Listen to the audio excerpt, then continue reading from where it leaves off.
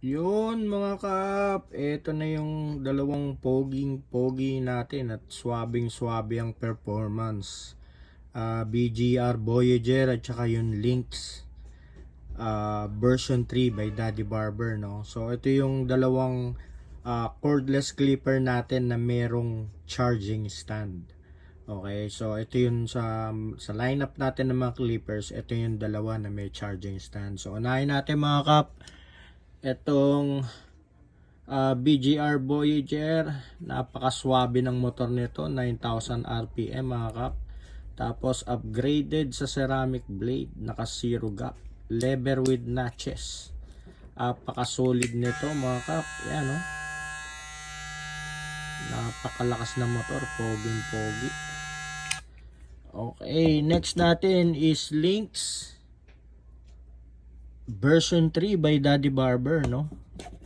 Yan mga kap, nakita nyo naman, naka ergonomic design yan. Lever with notches, naka black ceramic zero gap, and then naka paid blade mga kap. So isa sa mga special dito yung paid blade niya kasi manipis. Oh, maganda to pambura ng guidelines. And then at the same time mga kap, no, naka 7,500 RPM ang motor nito.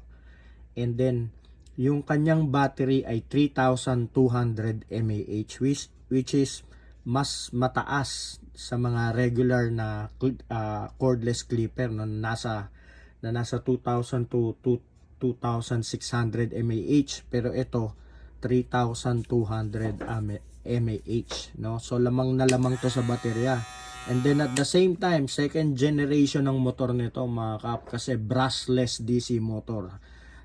May improvements pagdating sa motor nitong Lynx version 3 by Daddy Barber. Okay, so isang naka-magnetic motor and then isang naka-brushless DC motor. Okay, so napaka-solid nito mga kap, one price to. At kung interested kayo, mag-direct message lang kayo kay Daddy Barber at para ma-arrange natin yung inyong mga